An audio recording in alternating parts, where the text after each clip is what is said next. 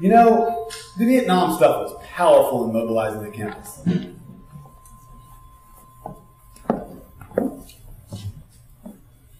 Yeah, the Vietnam protests were the thing that began to take over my life, and how we were being involved in the shaping of the response of the university to various events. I remember that the candlelight vigil that we helped organize and design to honor the 4 Kent State students who had been killed was just extraordinarily moving. There was a decision that we were going to have 4 coffins to represent the 4 students. Where did those coffins come from? I have no idea. But somehow they came. We walked down by the Arboretum and then turned and went toward Franklin Street. All the way to Chapel of the Cross, yes. But it was a moving line of candles that just went on and on and on. And then came all the way back to the Old Well. By the time the first people had left the Old Well and come back, there were still people who had not left yet. I remember approaching it almost as a ritual, a non-articulated memory, almost like a spiritual memory of trying to shape this in such a way that would be positive and would be respectful, and that would keep the focus on the students and on our shop, and on the fact that we were students, and these were students killed for doing what we do all the time, which is protesting and speaking our minds. A ritual takes you somewhere.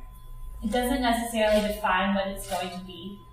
Ritual balances people out so that they can get up the next day and do something. Dear everyone, surprise! A letter!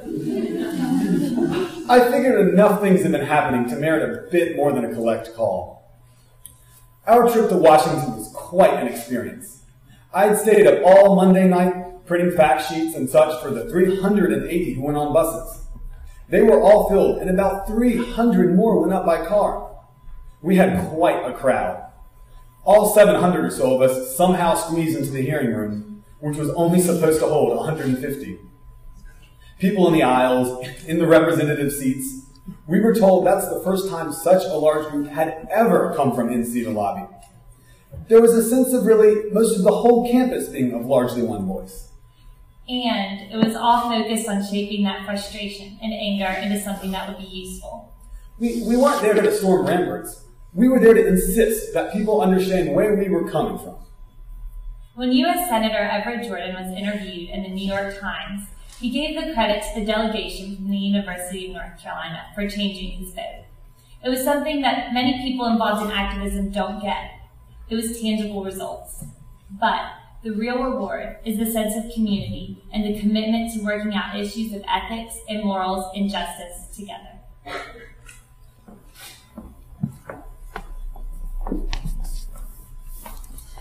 My mother has a saying which comes from milk families down in North Carolina. You can't see the pattern while the shuttle flies. While we were so active in all of these things, we couldn't see what it was that we were weaving, what the basis was that really moved people forward. Also, I guess we couldn't see the errors that we were making, the things that we weren't seeing. And we can still only see some of those things, but it feels really good to reflect and see that a lot of what we did was to build a basis for what came after and what will continue. I think that many of the students, as I reflect on them now, were terribly naive, but I think they made a great contribution to keeping freedom alive. I have a friend who contends that the only way that freedom can stay alive is if we continually win a new freedom by bearing witness to it every day. And even though there were still excesses and there was just incredible naivete, I have a deep appreciation for the contributions that the students made.